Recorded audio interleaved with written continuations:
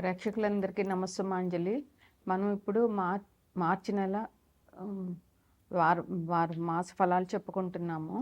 మార్చి నెలలో ముఖ్యంగా 3వ తారీఖున సంపూర్ణ చంద్రగ్రహణం ఉంది. ఈ చంద్రగ్రహణం మధ్యాహ్నం 3/3/2026 మధ్యాహ్నం 3:21 పడుతుంది. మళ్ళీ అది విడుపు ఎప్పుడు గంటలంటే 6:49 అది విడుస్తుంది.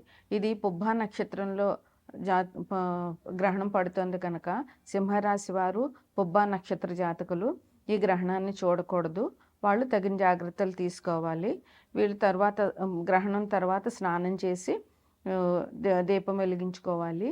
ఇంకా వీళ్ళు మరుసటి ఒక బ్రాహ్మణుడికి బంగారం, వెండి, బియ్యం, వస్త్రాలు ఇట్లాంటివి దానం చేయాలి. ఈ నక్షత్రానికి వాళ్ళకప్పుడు నక్షత్ర దోషం తగ్గుతుంది అన్నమాట, గ్రహణ దోషం తగ్గుతుంది. ఇక ఈ నెలలో ముఖ్యంగా 19వ తారీఖున ఉగాది పండుగ వచ్చింది.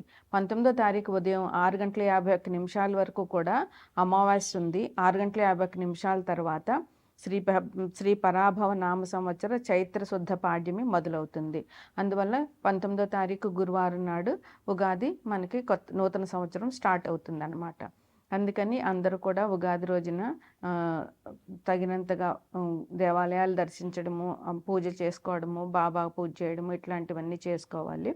ఈ గ్రహణానికి మీరు గ్రహణానికి ముందు అంటే 3 గంటలకు పడుతుంది కనుక మధ్యాహ్నం తొందరగా గ్రహణానికి ముందే మనకి తిన్నది అరిగిపోవాలి కనుక తొందరగా భోజనం చేయడము. తర్వాత గ్రహణం ఒకవేళ ఏదైనా మంత్రజపం చేసుకోవాలనుకున్న వాళ్ళు పట్టు స్నానం, విడుపు స్నానం అని చేస్తారు. అంటే 3:21 స్నానం చేసి కూర్చుని మంత్రాలు వాళ్ళకి వచ్చిన మంత్రం ఏదైనా ఉంటే అవన్నీ చదువుకోవడము, మళ్ళీ గ్రహణం అయిపోయినాక స్నానం చేయడము చేస్తే ఈ గ్రహణ సమయంలో మనం చేసే ఆరాధన చాలా బలీయమైంది. చాలా ఉత్తప్పుడు చేసిన దానికంటే ఇలాంటప్పుడు చేసింది 1000 రెట్లు ఫలం మనకి వస్తుందన్నమాట. ఏ మంత్ర జపమైనా బాగా సిద్ధిస్తుంది. ఇది తప్పకుండా చేయవలసినటువంటి మార్చి నెలలో మనకు ముఖ్యమైనటువంటి విషయాలు. తదుపరి వృషభ రాశి. వృషభ రాశికి అధిపతి శుక్రుడు. వృషభంలో కృతిక 2, 3, 4 పాదాలు, రోహిణి 4 పాదాలు, మృగశిర 1, 2 పాదాలు ఉంటాయి. ఈ వృషభ రాశిని లగ్నంగా చేసుకుంటే కనుక 2వ ఇంట్లో అంటే మిథునంలో గురువు ఉన్నారు, సింహంలో కేతు ఉన్నారు, కుంభంలో రాహువు, రవి, కుజుడు, బుధుడు, శుక్రుడు 5 గ్రహాలు ఉన్నాయి. మీనంలో శని ఉన్నారు. ఈ శుక్రుడు 2వ తారీఖున కుంభం నుంచి మీనానికి వెళ్తారు. అట్లాగే రవి 15వ తారీఖున కుంభం నుంచి మీనంలోకి వెళ్తారు. అయితే మీకు చాలా అనుకూలంగా ఉంది ఈ నెల అంతాను. మీరు ఏ పనులైతే అనుకుంటారో అవన్నీ కూడా నెరవేరుతాయి. మీకు ధనం బాగానే లభిస్తుంది, సమాజంలో గౌరవం లభిస్తుంది, మీరు విలువైన వస్తువులు కొంటారు. అట్లాగే నూతన వస్త్రాలు, ఇంటికి కావాల్సినటువంటి వస్తువులు అవన్నీ కొంటారు. స్త్రీల వల్ల మీకు పనులు జరుగుతాయి. మీ స్త్రీల వల్ల మీకు కొన్ని పనులు జరుగుతాయి అన్నమాట. దీర్ఘకాలం నుంచి అనారోగ్యంతో బాధపడుతున్న వాళ్ళకి ఆరోగ్యం అనేటటువంటిది సిద్ధిస్తుంది అన్నమాట. ఇంకా రాజకీయాల్లో ఉన్నటువంటి వాళ్ళకు కూడా ఈ మాసం చాలా బాగుంటుంది. ఇక 10వ ఇంట్లో రాహు ఉన్నాడు. మీకు వృషభాన్ని లగ్నంగా చేసుకుంటే 10వ ఇంట్లో రాహు ఉన్నారు. అందువల్ల 11లో శని ఉన్నారు. వీళ్ళ వల్ల మీకు రాజయోగం, ఎందుకంటే శని 11 లాభంలో ఉన్నాడు, 10వ ఇంట్లో రాహు కూడా మంచిదే కనుక మీకు ఏ పని మొదలు పెట్టినా కూడా మంచి విజయం ఉంటుంది. మీకు రాజయోగం పట్టినట్టుగా ఉంటుంది అన్నమాట. ఇంకా ఉద్యోగులకైతే చాలా బాగుంటుంది. వాళ్ళ అనుకున్నటువంటి గోల్కి రీచ్ అవ్వగలుగుతారు. వాళ్ళకి అధికారుల నుంచి ప్రశంసలు అందుతాయి. వాళ్ళు వర్క్ బాగా చేసుకుంటారు, ప్రమోషన్లు ఉంటాయి.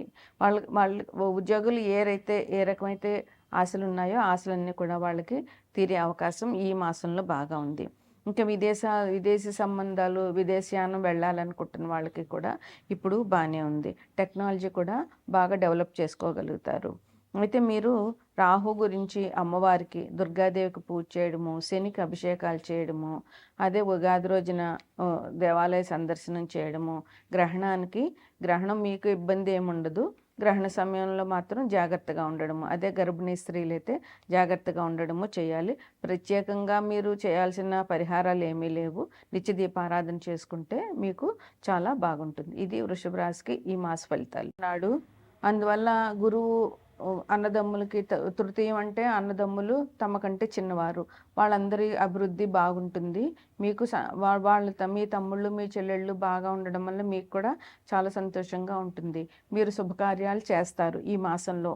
మీరు ధనం ఖర్చు అవుతుంది, ధన వ్యయం అవుతుంది. కాకపోతే ఆ వ్యయం ఎందుకు అని అవుతుంది అనంటే మీరు శుభకార్యాలు చేయడం వల్ల ఈ ధనం అనేటటువంటిది వ్యయం అవుతుందనమాట. మీరు అందరికీ ఎవరు మీ సహాయం కోరి వస్తారో వాళ్ళందరికీ కూడా మీరు చాలా అండగా ఉంటారు. చాలా మిమ్మల్ని తలుచుకుని చాలామంది సంతోషిస్తూ ఉంటారు. మీరు వాళ్ళకి అండగా ఉండడం మూలంగా వాళ్ళకి సంతోషంగా ఉంటుంది. మీకు కూడా ఒకరికి సహాయపడ్డాను అనేటటువంటి తృప్తి ఉంటుంది. ఈ రాశి వారికి అలా ఒకరికి సహాయం చేసే గుణం బాగా ఉంటుందన్నమాట. ఇంక మీరు ఈ నెల అంతా కూడా చాలా సుఖసౌఖ్యాలతో ఉంటారు. శుభకార్యాలు చేస్తారు. అందరినీ ఆదరిస్తారు. అందరితో చాలా సరదాగా ఉంటారు. ధనం వ్యయం అవుతుందని చెప్పాను కదా! ఇంకా మీకు ఉన్నటువంటి సమస్యలు ఏమైనా ఉంటే ఆ సమస్యలన్నిటికీ కూడా పరిష్కారం దొరుకుతుంది. ఏ సమస్య అయినా సరే మీకు ఈ నెలలో పరిష్కారం జరుగుతుందనమాట. విద్యార్థులకైతే కొంచెం పరీక్షా సమయం. ఎలాగైనా ఈ ఫిబ్రవరి, మార్చి అనంటే ఫిబ్రవరి, మార్చి, ఏప్రిల్ విద్యార్థులందరికీ కూడా కొంచెం కష్టకాలమే. కష్టపడాల్సిన అవసరం చాలా ఉంటుంది. ఇక మీకు 11 ఇంట్లో రాహు ఉన్నాడు. అందువల్ల ఈ రాహు వల్ల మీకు కొత్తగా మంచి లాభాలొస్తాయి. కొత్త కొత్త పరిచయాలు ఏర్పడతాయి ఈ రాహు మూలంగా. అందువల్ల మీకు కొత్త వ్యక్తుల పరిచయము, వాళ్ళతో మీకు వాళ్ళ నుంచి మీ నుంచి వాళ్ళు కొన్ని విషయాలు షేర్ చేసుకోవడము, వాళ్ళ పద్ధతులు నేర్చుకోవడము, వాళ్ళ నుండి అభిమానం పెంచుకోవడము జరుగుతుందనమాట. 4వ ఇంట్లో గురువు ఇప్పుడు ప్రస్తుతం మిథునంలో ఉన్నారు. కర్కాటకంలోకి వెళ్తారు. అప్పుడు గురువు వల్ల మీకు కుటుంబంలో సౌఖ్యం ఉంటుంది. ఆస్తిపాస్తులు పెరుగుతాయి. అందువల్ల ఇంకొకటి ఏంటంటే మీకు వ్యయంలో శని ఉన్నారు. ఈ శని వల్ల మీకు ఇబ్బందులు కలిగే అందులోనూ వ్యయంలో ఉన్నారు కనుక 12 ఇంట్లో శని అంత మంచిది కాదు.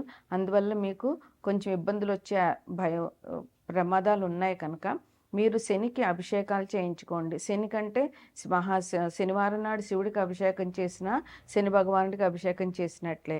అట్లాగే శనివారం నాడు నవగ్రహాలు సందర్శించండి. హనుమాన్ టెంపుల్కి వెళ్ళండి. అక్కడ హనుమాన్ చాలీసా 11 సార్లు చదవడము, హనుమంతుడికి 11 సార్లు ప్రదక్షిణం చేయడము, అలాగే వెంకటేశ్వర స్వామికి దీపారాధన చేసుకోవడము, వెంకటేశ్వర స్వామి ఆలయాలు సందర్శించడము, శివునికి అభిషేకాలు చేయడము. మీకు ముఖ్యంగా శని బాధలు తొలగిపోవాలి అంటే శనివారం నాడు శివుడికి అభిషేకం చేస్తే మీకున్న సమస్యలన్నీ కూడా చెదిరిపోతాయి. అందువల్ల ఈ పరిష్కారాలు చేస్తే మీకు ఇంకా చాలా బాగుంటుంది.